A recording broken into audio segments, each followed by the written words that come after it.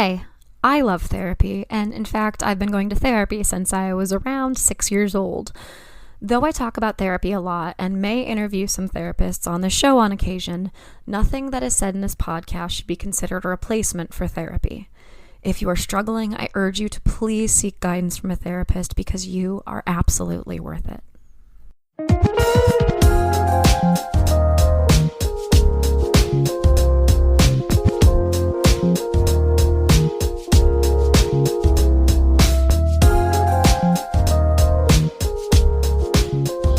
Hello, everyone. You are listening to Wine, Dine, and 69, a podcast about dating, relationships, sex, and self-love. I am your host, Rachel Dalton, and I've recorded in a lot of strange places over my almost 5 years podcasting, but I don't know that I've ever recorded in a place this beautiful. I'm currently in a little park overlooking Lisbon. My partner and I are here. We have a long layover, and so we decided to go and explore a little bit. We're running on very little sleep, but having a good time. Yeah, we're going to keep this short and sweet today because I have a castle to explore, things to do, people to see. Today on the show, my guest is Kristyn. Today we're going to be talking about self-love and disordered eating. So for those of you who may find that to be a sensitive topic, just be aware that we're going to be exploring some of those themes. And if that's not for you, you can wait for the next one. Thank you as always for being here and listening to the show. It's been an odd process of going through the acceptance of letting the show go for now. It might be forever, but it might not be. It might be just a goodbye for now, when I have more emotional and mental bandwidth to be able to handle a podcast and to deliver the types of interviews that I want to deliver. Because I just am being pulled in so many directions right now. We've already been over all of this, so I digress. Yeah. All right. We are going to go off and explore a little bit more. Enjoy this beautiful day before being on a plane for 8 hours. So next time you hear from me, I'll be back in Philly.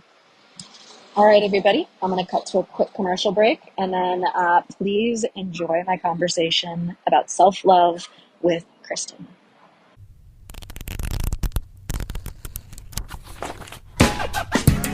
Calling all citizens of Halcyon City.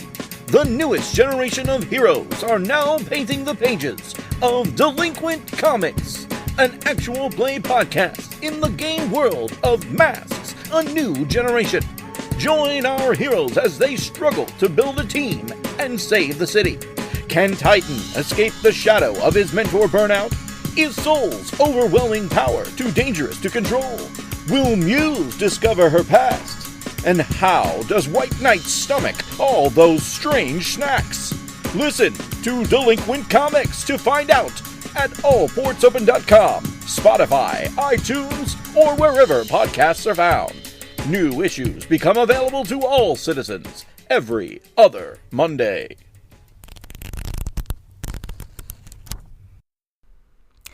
Hello, everyone. Welcome back. I am very excited to introduce my guest today. I have Kristyn with me. Kristyn, how are you doing today? I'm doing great, and I'm excited to be here. Thank you. Yeah, this is a conversation that I've wanted to have for a while, but we haven't had it on the podcast before. It's been 4 years and haven't had this topic. So let's kind of, a good jumping off point I find is just tell me a little bit about you, about your story, about how you came to be here, and we'll jump off from there. That sounds good. So I am an author, a podcast host, but full-time I do marketing.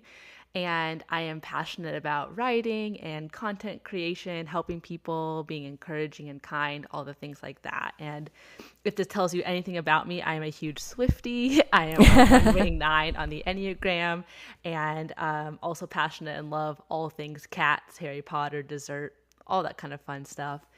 But yeah, as far as my story, so I actually don't remember a ton about like who I was as a child. I don't know if that's a good thing or a bad thing. But I had a pretty decent childhood. I mean, I don't remember anything too terrible going on, but I do know that from middle school through high school and through college, all I cared about was playing volleyball, doing well on the volleyball court, and getting good grades. So that was a huge focus for me. And in some ways, it turned very negative. It was good in some ways because it made me very hardworking and very driven, but also turned very hard on myself, very perfectionistic. I'll give an example. I remember in high school on a calculus exam, I got 103 out of 105, and I was mad at myself for like a week. Wow. Because I had gotten the bonus. Yeah, I had gotten the bonus, but missed a question. And my friend over here is barely passed and crying happy tears. And I'm over here pissed off that I got 103. So in some ways, yeah, that perfectionistic tendencies and being very hard on myself was just negative. And then getting into college, I was a college athlete, so I played volleyball in college. And as an athlete, I developed an eating disorder. I didn't know it at the time, but I had both anorexia nervosa and orthorexia nervosa, which is a little bit newer of a term. Yeah, I've never heard of that one. Yeah, it's essentially it's a fine line, but it's obsession with clean eating over exercising. So it's a very fine line between someone trying to be healthy, but to the extreme where you're losing weight, where you're not eating a ton because all the foods are bad, labeling stuff like that. So yeah. It's a tough line. I'm glad they came up with the term for that though, because I've been thinking for a while, I have known people who were very, very focused on clean eating, and I was like, that's has its own baggage with it. So it does. It absolutely does. And so, yeah, then got through college, finally realized I had an eating disorder towards the end of it, began recovery, got into that. And then in my mid-20s, I started dealing with a lot of mental health, which eating disorders are mental health disorder, mental illness as well. Sure. But started dealing with depression, anxiety, and OCD.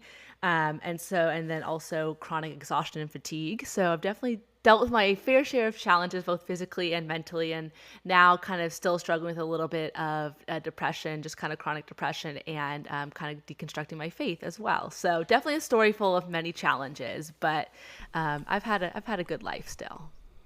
Yeah, and I mean that's what it is, right? You are constantly trying to just heal, and we're going to talk about this, but heal back to the purest version of yourself.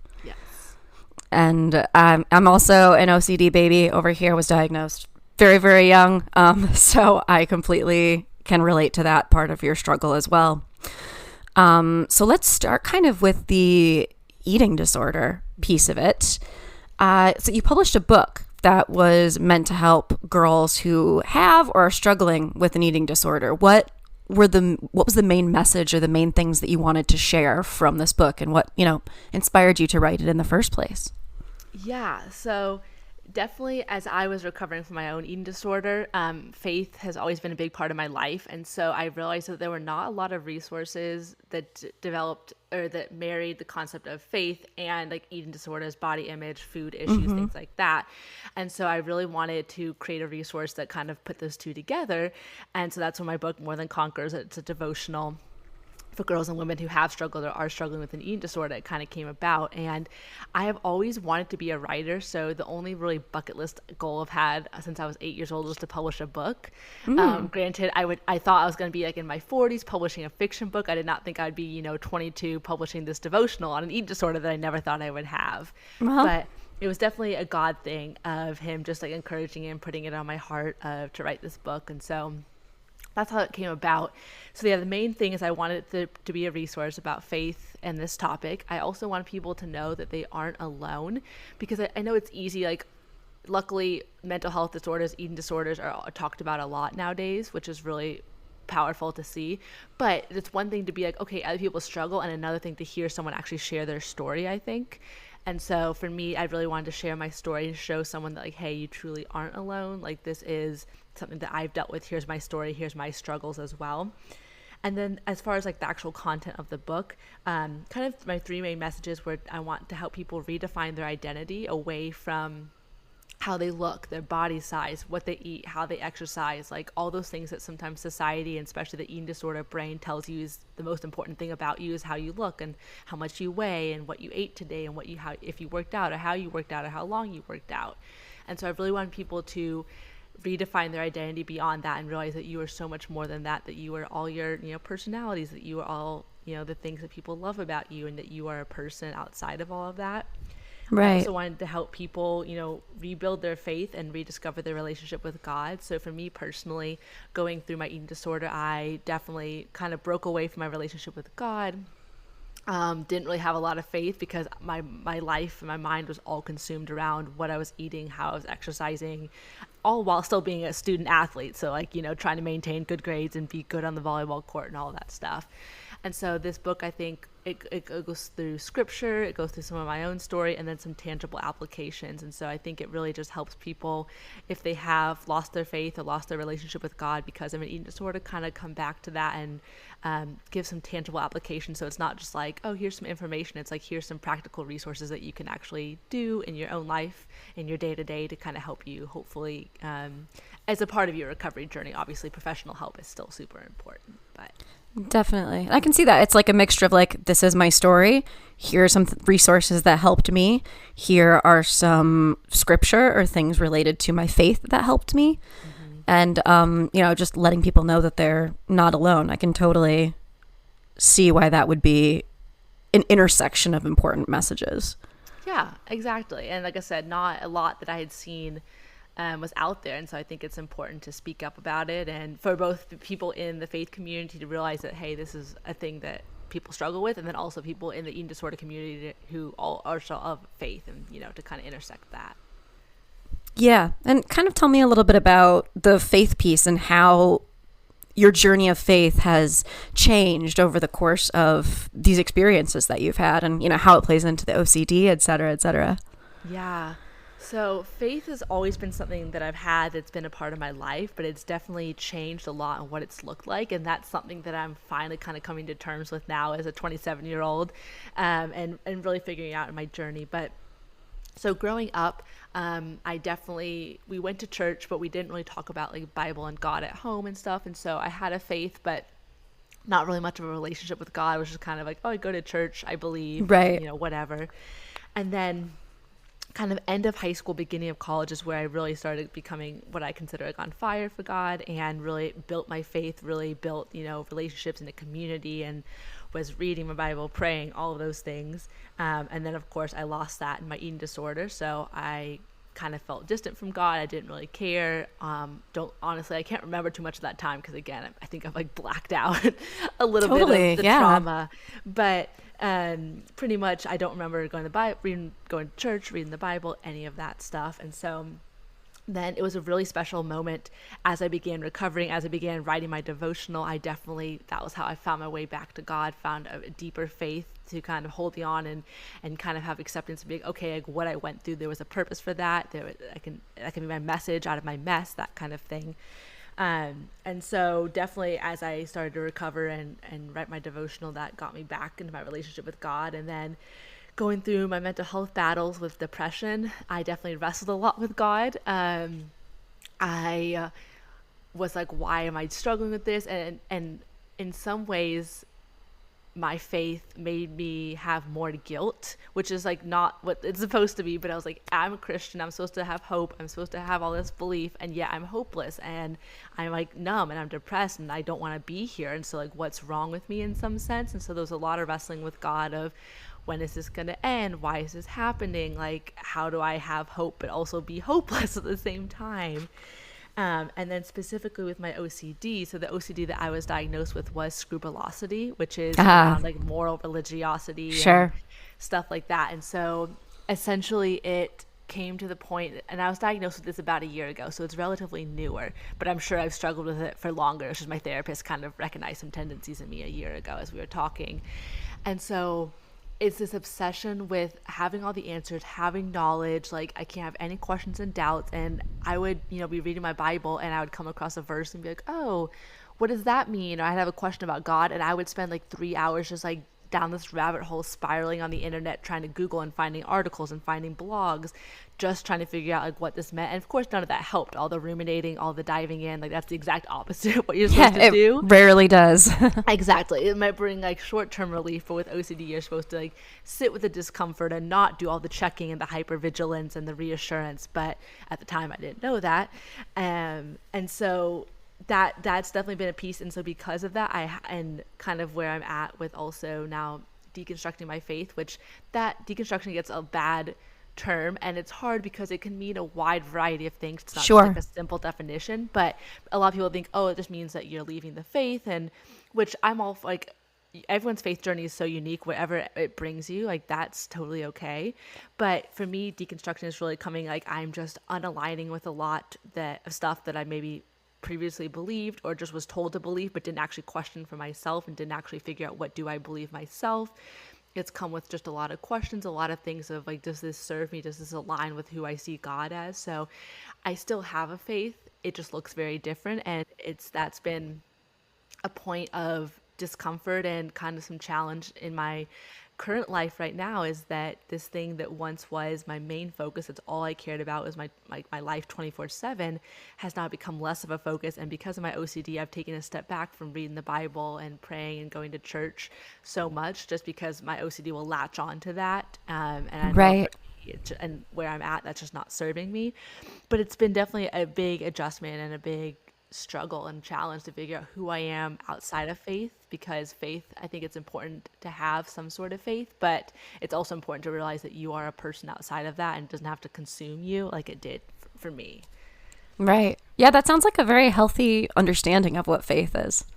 Yeah, I think so. I think I'm coming to the terms now that it's healthy for me, just the way I grew up. And I grew up in the Texas area, so kind of like the Southern Christianity, not quite Southern Baptist, but that kind of thing. And I was talking to my therapist about this, and you just don't see faith, like they don't talk about how faith can look differently. It's kind of like faith is expected, this is what you're supposed to believe, what you're supposed to think, what you're supposed to act, faith is supposed to look like. And so it took me months and months of wrestling with that, and I think I'm finally coming to terms with like, no, that's a healthy view of faith, like for it to be part of my life and to be an important aspect but not to be the whole thing, and that faith can look different for everyone depending on what season you're in, what you're going through, who you are.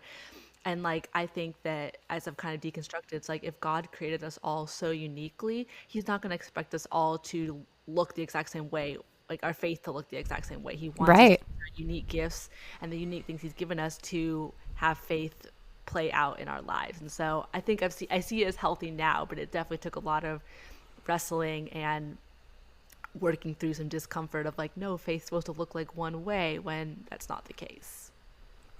Yeah, and I think that say it so simply, but that is not easy.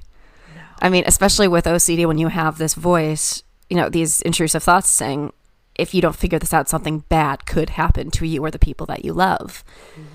And that's what, keeps that compulsion going and going and going. So it you say it simply, but that's a lot of like inner wrestling that you're talking about. Exactly, yeah. And that's what I want people to hear, that, because I think sometimes it's easy to be like, oh, she has it figured out, she's gotten to that point. But I mean, this is a year in the making, and I know I have so much, more to grow, and so much more to figure out. But like, that's kind of what life is, and kind of being a messy human. That's what I'm figuring out now. My therapist looked at me last week in our session. She was like, it sounds like you don't want to be a human. I was like, kind of. It's kind of messy and uncomfortable to be a human. And so, yeah, all of this has come with a lot of wrestling and a lot of discomfort. It sounds so nice and put together to say, but the journey for sure has not been easy. And there's been lots of tears and lots of wrestling, lots of questions, and thinking something's wrong with me and blaming myself and figuring out how can I love myself through this and accept myself, that this is just part of me and part of my story. And how have you learned to like sit with that discomfort? Like, do you have any like techniques that you use, or like meditations that you do, anything like that? Yeah, so a big piece of sitting through the discomfort, breathing is a huge thing for me. So when I feel the discomfort, the pit, and for me, it's like a bowling ball sitting in my stomach. That's what it often feels like. I will sit there and I will either take deep breaths or do like box breathing. So in for a count of 4, hold for 4, out for a count of 4, hold for 4. Love box breathing. Yes, just something to like bring me back to the moment and realize that, okay, like I can. And then I also remind myself, and this is something my therapist told me, of like, the thing with OCD, it makes it seem like it's a life or death scenario, and like this discomfort, you have to overcome it, you have to do your compulsions, you have to figure this out. But she's like, it's just, it's uncomfortable, it's discomforting, but it's not going to kill you. And so I just have to remind myself of like, you can do hard things, you can sit with this discomfort. And it sounds weird, but almost like accepting it, because the more you try to fight it and the more you resist it, it's going to persist.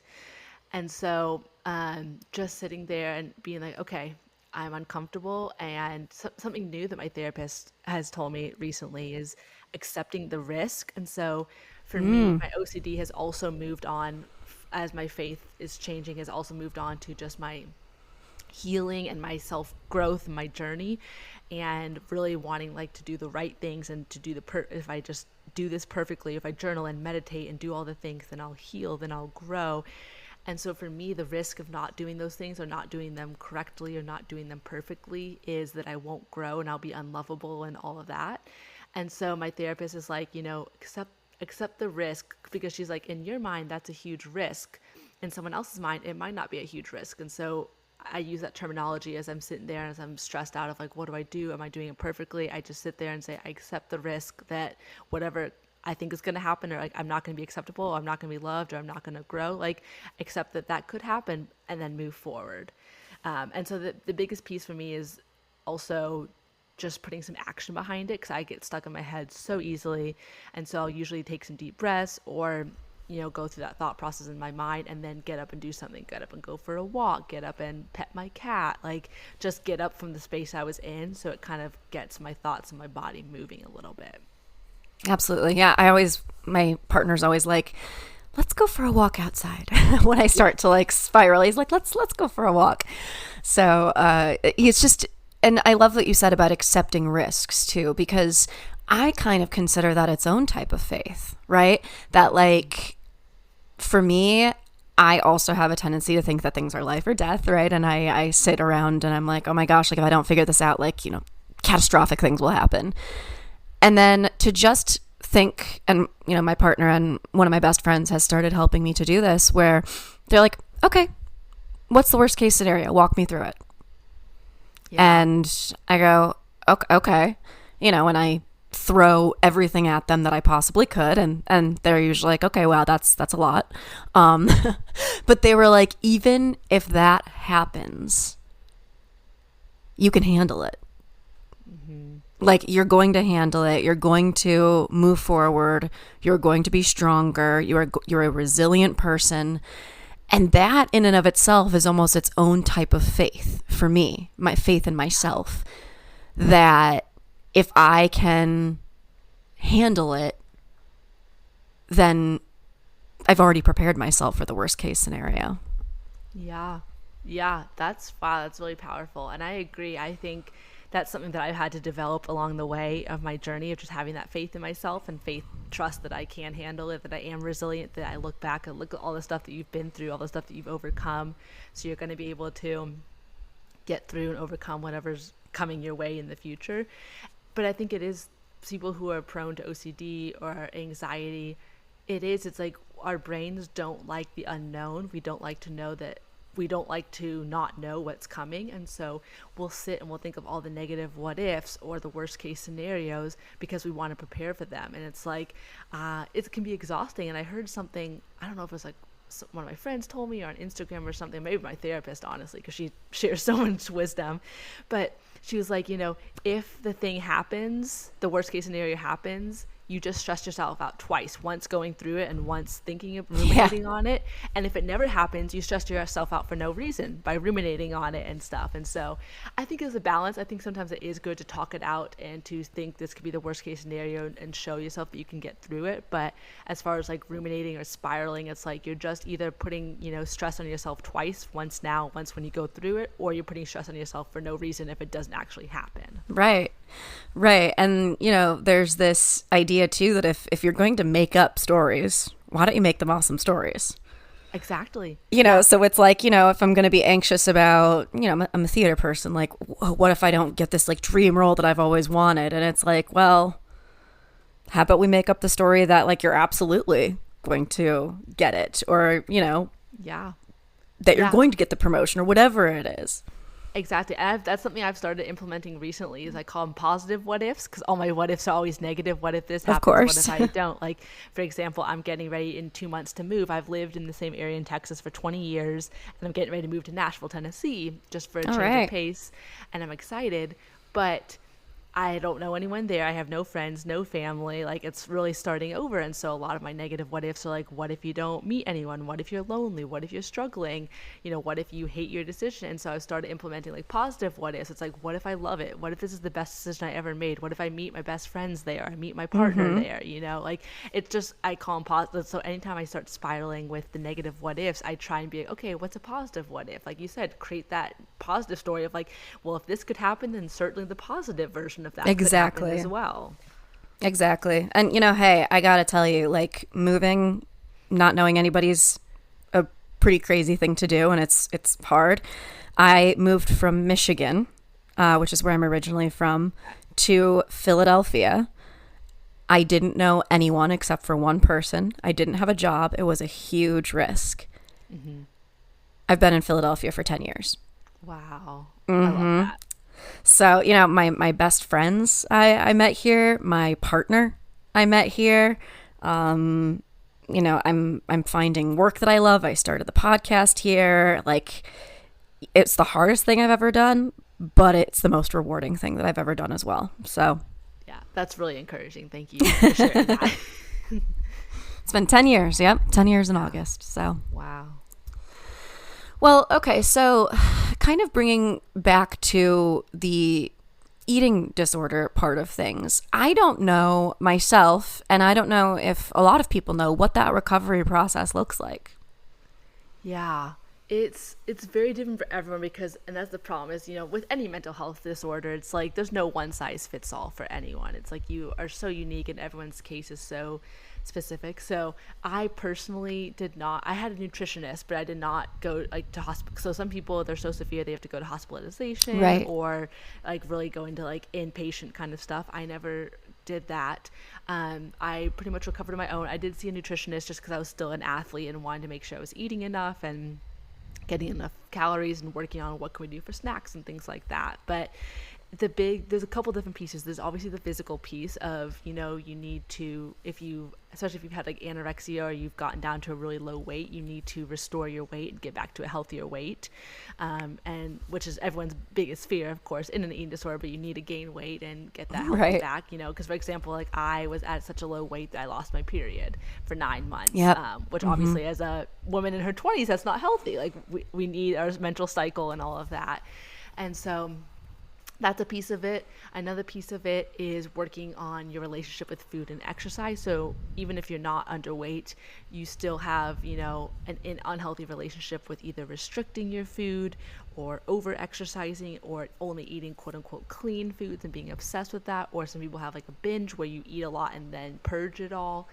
And so it's really working with like therapists or nutritionists or doctors to really build back that healthy sense of food. And so for me, it was a little bit of anorexia and restriction, but most of it was that clean eating. And so for me, it was eating some fear foods, whether that's a bagel, whether that's dessert and sugar, which now I love dessert. I have dessert every single night. But that wasn't always the case. Like I was so scared to eat sugar and a bunch of stuff. And so then the last piece is just the mental aspect of it and coming to terms with just really accepting yourself and finding your identity outside of your food and your body and how you look, and really finding a way to like love yourself beyond that and just come to acceptance of like my body is a beautiful vessel, but there's so much more to me about that. And so for me, it's been a long process of, you know, I still struggle with body image. Everyone does, I think, but I've really accepting myself, accepting my body, and just trying to love myself where I was at. And I think that's like one of the most important things too, that I think everybody, you know, who has an eating disorder or not, can really relate to is that attempt to try to love your body as it is. It doesn't mean that you don't necessarily want to get healthier in this way or change your eating patterns in this way or go to the gym, you know, to be a healthier person. But it means accepting yourself as you are in that moment. Exactly. Yeah. And that's the thing is like, I am never going to tell someone what they can or can't do or should or shouldn't do. I mean, if someone's getting to a really unhealthy pattern, it's like, that's not healthy. We don't want to, veer into disordered eating or an eating disorder. But exactly, it's like, it's okay if you want to build more muscle. It's okay if you want to lose some weight. It's okay. But it's like really two things. One, why are you doing that? Are you just doing that because society tells you, or because you hate yourself? Because like doing something from a place of hate isn't really going to be sustainable, like, and isn't healthy. Right. And so, yeah, you want to come to that place of like, I accept myself, I love myself where I'm at. And then, and honestly, because I love myself, I want to make a change. I want to maybe eat healthier. I want to start working out because I haven't worked out ever. It's like, it's okay to make those changes, but doing it from a place of like, I love and accept myself where I'm at, so that like, even if I didn't change, I would be okay still. Right. Absolutely. Yeah. I think we all live in this way of like, oh, when this, then I'll be happy, or when this. And exactly. It's really good and important to be able to say, okay, well, maybe it's more about the journey and where we are each day rather than where we're going to end up. Cliche, yeah, exactly. But true. Yes, exactly. Easier said than done as well, but so important.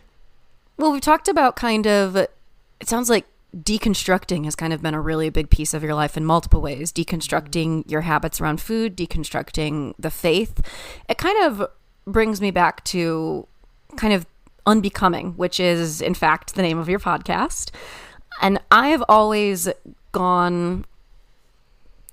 recently figured out that I think that really what adults are trying to do is to find their way back to the most pure version of themselves, their inner child. We're working our way backwards. So what have you learned through the eating disorder process and recovering from that, through the faith, these different ways in which you're unbecoming or deconstructing? What have you learned about yourself through that process? Yeah. Oh, I love that you figured out I love that piece of like adults were just trying to come back to the purest form of a child. And I had never really heard of the term unbecoming. And then about a year ago, I saw a quote, and I wrote it down here. I'm going to read it so I don't butcher it. But it says, maybe the journey isn't so much about becoming anything. Maybe it's about unbecoming everything that really isn't you, so you can be who you were meant to be in the first place. By Paulo Coleho. I don't know if I pronounced that right.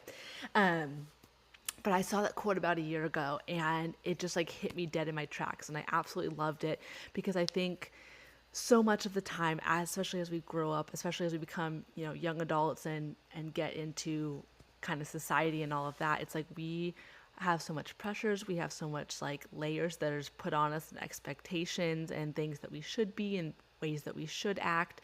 And it's so easy to get so far away from who you were like at the beginning. And whether that for me was like a lot of diet culture and society being like, women only are acceptable in this manner, your body has to look like this, or you have to weigh a certain weight, or whether it was, faith saying faith has to look like this and you have to act in a certain way.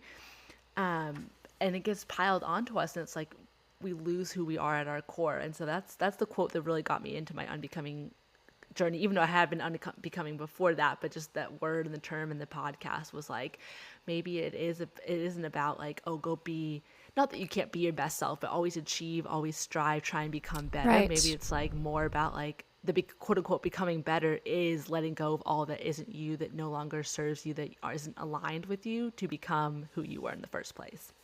I love that. Yeah, because I mean, we come into the world pure, and then these things get put upon us by our parents, by ourselves, by society, culture, all of those things. It just gets piled on, and then you get to, I think for a lot of women, it kind of happens in their mid-20s.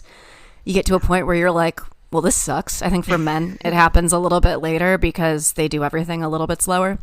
Yeah. But I think for a lot of women, it's like mid-20s, and they're like, well, like, this sucks. Like, let's kind of start to figure out what I need to work my way back to. Yes, exactly. And I think some of the things that I've learned along the way is like, first, which has been a huge piece, and we talked about it a little bit earlier, faith in ourselves, but is like, what's best for you, and yourself best. And so you can really trust your gut. I have spent, 26 years of my life not trusting myself, not trusting my gut, like always having rules, or like what quote unquote should be doing, or what society or parents or what someone told you. And so I never really stopped to think like, what do I want? What's best for me? Like I always look to other people or to society again to made up arbitrary rules that I made up in my head about food and how I should be. And so that's something I've really come to terms with and really learned of like, I know what's best for me. And so even if someone else disagrees or in my unbecoming, you know, if they're like, no, you have to act like this or your faith has to look like that. It's like, no, it doesn't. Like, I know what's best for me right now. I know what's going to serve me. And I can really trust my intuition, my gut, your inner self, whatever you want to call it. I've also learned to give myself so much compassion, not only for my current self right here. Self-compassion is something I'm really working on right now, but for all my past versions as well. Because I think it's easy to look back and get mad at myself for the, you know, the 19-year-old who I was like, why did you get into the eating disorder in the first place? Or the person who made that mistake. And it's like, your past self was doing the best that they could at that time, just like you're doing the best you could right now. I know. With the information that they had at the time.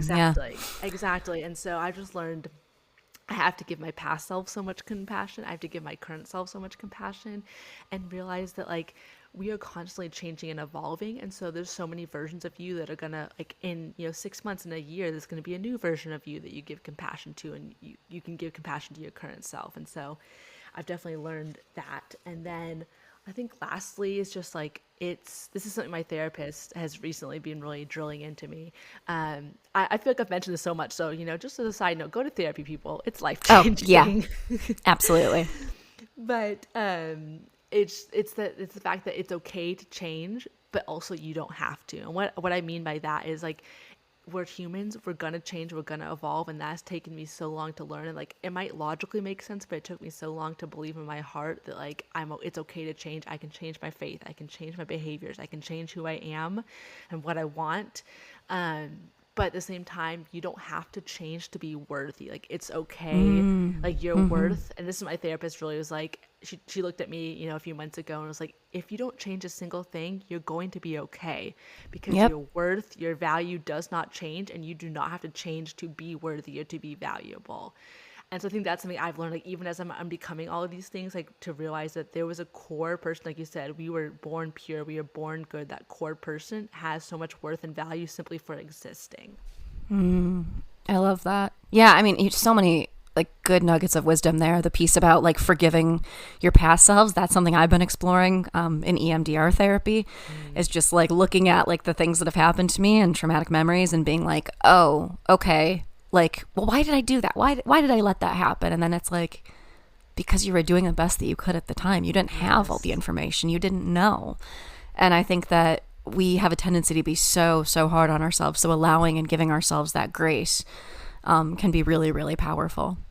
Yeah, absolutely. And it's funny too, because that other piece that you said reminded me that you're allowed to change, right? And that's something I've been thinking about in my life as well currently, just in terms of my purpose and what I thought I wanted versus where I am now and how I've changed and how that kind of changes what I want.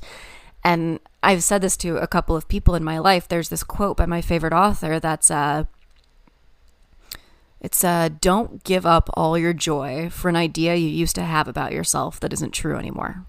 Wow. Which, I mean, I just love that. And that author, we're going to get to authors and books and resources in a second, but it's Cheryl Strayed from her book, Tiny Beautiful Things. And I just love that idea that you have permission to say, this doesn't serve me anymore. It's powerful. It is. It's absolutely powerful. And I think, like we were talking about earlier, that's like a faith in and of itself, to be able to walk away from things. And people like think, oh no, like that would be so uncomfortable, like, but it's going to be more painful, more uncomfortable, more harmful to stay in things that no longer serve you than it is to take the step and be able to, like, yeah, I'm going to walk away from this person, this place, this thing, this idea. Totally. Yes. So, I mean, that kind of brings us into what are some, obviously you have read a lot of scripture and that brings you solace, although it can also, it seems, bring you some anxiety, OCD triggers at times. But what are some things? You have a lot of quotes on the website. Ralph Waldo Emerson was one. And he is a transcendentalist writer. absolutely love his stuff. Henry David Thoreau, all of that stuff, focuses a lot on nature, and nature really features prominently for you. Mm-hmm. So what works of art, books, movies, music, etc., or even if it's just like places being outside, have you found healing or helped you when you were struggling with loving yourself? Yeah, for sure. I'll go into the nature piece first. I love nature. I love being in nature. As much as, I wish I could be a city girl and live in the city. Like, I need to live in the suburbs. I need trees around me. I need nature paths and all of that. And nature is just so healing, I think, for a few reasons for me. I just feel so much peace just being outside and being the sun. And I don't know what it is, but just like looking up at the blue skies and the sunshine, the trees, and realize like everything that they do, and just like realize how interconnected we are to nature. I think it's a big piece of that. And then as far as like works and things, so my favorite artist of all time is an Irish singer-songwriter named Dermot Kennedy. He's not he's getting more well known for sure, but definitely not like a big name.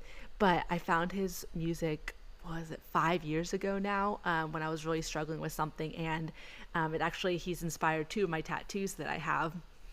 But one of his songs, the first song I found by him, is called Outnumbered, and there's a line in there that says, "I'm in love with how your soul is a mix of chaos and art, and how you never try to keep them apart." Oh, I love that. Yeah, as soon as I heard that, I like broke down, and that has really stuck with me. That was 5 years ago of me trying, and it still sticks with me now, just trying to like not hide any pieces of me. And again, with that self-love of like, you're like yourself, you're going to be beauty, and you're going to be chaos, and you're going to be peace, and there's going to be messiness, and like that's just being a human. And so you don't have to hide any of them. You don't have to just present like your good, beautiful art side. Like you can bring the chaos and the art together. And like my tattoo that inspired is like the northern lights in the mountains, because I'm like the northern lights and nature, again with my love of nature, but it's like nature didn't get that way without some challenges. Like the mountains were not carved without the wind and the rain and storms and earthquakes, and the northern lights are beautiful, but they're also kind of chaotic because no one really knows when they're going to show up or where they're going to show up. Right. Nobody really understands fully, like, I mean, exactly.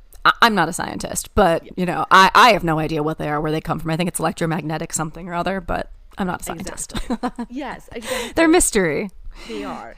And just a lot of other Dermot Kennedy songs. He just is really, he is really well spoken and really portrays his feelings a lot. And so, like I said, Outnumbered and Blossom are probably my favorite two songs by him, but just any of his work, it just kind of comforts you and makes you realize you're not alone, and has helped me be able to express my own emotions. Another song that I love is called That's All I Know So Far by Pink. So I'm a huge music person. Music just really calms me. And I have driven around, at 11 p.m. at night, just crying my eyes out, singing, belting the words to that song. And I love it because the message of the song is that like when you go through, like, people are going to act like they have it all together, and like we don't. And it's like when you go through tough things, like, let yourself crack, because that's how the light gets in. Like, let yourself break, like you're going to be okay. And that's really just helped me realize that, because I tend to be very hard on myself and blame myself and for all the ways that I'm doing wrong or going wrong or not doing the right thing. And it's like, no, like we're all just trying to figure this out as humans. We're all figuring out this mess together and individually.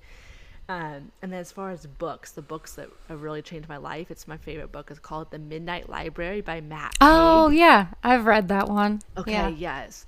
So that's where I actually first heard the quote, "All good things are wild and free" by Henry David Thoreau. But just that book, it was so well written, but it just gave me such a perspective and a new love for the life that I am living and the person that I am today and all the past versions. And because the concept of the book is like, it's easy to get caught up in the what if. What if I had made that decision differently? What if I had this life? Like, would it be a better life? Would I be a better person? What should I have done? And I won't obviously spoil the ending, but it really is it just helped me have a newfound perspective and love on the life that I'm living now. Like, I've made the choices that I've made, but all the good decisions, the bad decisions, all the good things and bad things that have happened are all part of who I am, and I wouldn't be where I am today without them. Right. Yeah, I read that after, at a very, very difficult period of my life. night life. Very difficult night period of my life. And around the same time, I actually watched Everything Everywhere All at Once. Okay. Which is very, very good. But it's kind of a similar idea to Midnight Library that kind of went hand in hand for me in terms of that message that you're talking about. Okay. I'll have to check that out. Yeah, it's super, super good. Everything Everywhere All at Once. I think it was up for an Oscar a couple of years ago.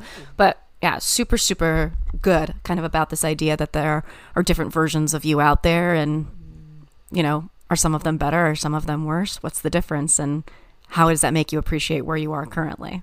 Yeah, that's good. Well, what does, you use that quote, all good things are wild and free. What does wild and free mean to you? Yeah, so that's a quote, like, I love words maybe because I'm just a writer, and there's something just the same way when I heard that Unbecoming quote, in the same way when I heard all good things are wild and free, it just like almost lifts a burden from me. And so in my life and to me, wild and free just really means like you are free to be your true authentic self, like whatever that is. Like you don't have to change, you don't have to perform, you don't have to show up. I've written poetry a lot, and in the last couple of years, and one of my favorite poems I've ever written was called Wild and Free. And I wrote it kind of after hearing this quote, but it was essentially this idea that like I'm, busy performing for a show that I'll never see because I'm too busy like standing backstage wondering if who the audience wants me to be. And it's this idea of like constantly I was changing and trying to be what people wanted me to be. And at the end, it's like this realization that like when the curtains, like the person that's in the front row is just my younger self. And she's just like looking up at me, becoming wild and free and being so proud of us. And so I think that's what it means. It's just being so authentically yourself and not having to change, not having to people please or perform for anyone. And there's also a quote, I can't remember who said it, but it's like, if you love her, leave her wild or something like that. Oh, yeah, I've heard that one too. Yeah, and so I just love that one as well. It's like just knowing that you are so worthy and so lovable and acceptable right as you are. And it's kind of that freedom and that joy of like, it's kind of like the child, like as children, we are wild and free. We're crazy. We're running around. We're like not held back by, people's opinions or society's standards or any like roadblocks. And so I think it just gets back to that point of life where like you're just truly living your authentic self and you're just living life that you love. Absolutely. I think wild it has some interesting connotations, but I think that, for me, again, Cheryl Strayed, favorite author, wrote a book called Wild, right? And the last line of that book is something that I've actually been thinking a lot about in terms of like staying present, which is how wild it was to let it be. And I'm just like, oh yeah, like that. There's other ones like Isadora Duncan said, like, you were once wild here. Don't let them tame you. Yeah. So this idea of wild not necessarily being a bad thing, but I think that, again, a lot of women can relate to this idea of feeling tamed or feeling contained. And even, Glennon Doyle writing a book called Untamed, I think there's this new idea coming out right now of let's allow ourselves that wild. Let's allow ourselves to come free and to be untamed. Exactly. Yeah, I agree with all of that. I think it's beautiful. I think it's another way of kind of allowing everybody to seek that wildness and embrace being wild and embrace that freedom. Yeah, I agree. And I think, like you said, wild does get a negative connotation. I'm not out here being like, you need to party all night and be the crazy girl. But it's like, yeah, you don't have to, you can use your voice. You don't have to be this quiet, meek, version of yourself. Like you can go out and you can be your true self and you can let that, all the quirks and the different personality traits and just who you are. And it's like becoming wild is becoming more and more of your true self. Truly like letting that like unlocking the cage, just letting you be free. Absolutely. Yeah, I love that. And I think that's a good note to close out on here. Kristyn, where can people find you? They want to read the book, they want to listen to the podcast, they want to just learn more about you. Where can people find you? Yeah, so the book is on Amazon. It's called More Than Conquerors. You can also find it on my website, KristynSchott.com, where I have some blogs. I have the link to my book. I have a little bit about my podcast and just myself. And then also on Instagram, it's just at Kristyn Schott. And the podcast is the Unbecoming Podcast, anywhere you get podcasts. Amazing. Kristyn, thank you so much for coming on here and sharing like all of your life, your vulnerability, your strengths, and what you've struggled with. I think that a lot of people can relate and can take strength away from your embracing of the wild. Well, thank you so much for having me. I enjoyed our conversation. Amazing. And thank you, listeners, for tuning in. You've been listening to Wine, Dine, and 69. I am your host, Rachel Dalton, and let's keep talking.